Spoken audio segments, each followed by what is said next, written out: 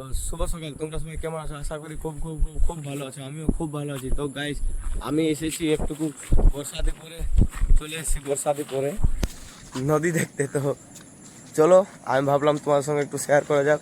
তো দেখতে পাচ্ছ, এটা আমাদের ব্রিজ। এই দেখো, লোহার ব্রিজ। কোনোখানে কোনো মানে সিমেন্ট দেওয়া নেই। এই পাশে সিমেন্ট, ব্রিজের ওই পাশে সিমেন্ট। তো এটা হচ্ছে আমাদের রাস্তা, এটা সোজা কুনসা যাওয়া হয়। এই যে দেখতে পাচ্ছ আমাদের বিল, এইগুলা আমাদের না, লোকের। তো এখান থেকে দেখতে পাচ্ছ পুরো নদীটা উপর দিকে দেখাচ্ছি তোমাকে। মানে কি আর বলবো, আমাকে বর্ষাতে পরে পুরো ভিজে গেছি, জানো, বর্ষাতে ভিতরেও ভিজে গেছি।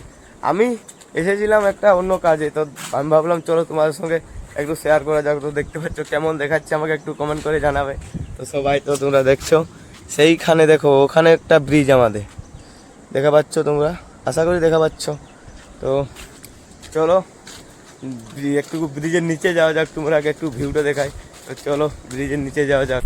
তো তোমরা দেখছো এখানে পুরা ব্রিজে মানে আর কিছুটা বাকি, তো ঠেসবো ঠেসবো হচ্ছে। তো তোমরা দেখো, সেই অত দূর বন্যা চলে গেছে, পুরো লোকের ক্ষেতগুলো ডুবে গেছে, ধান ক্ষেতগুলো।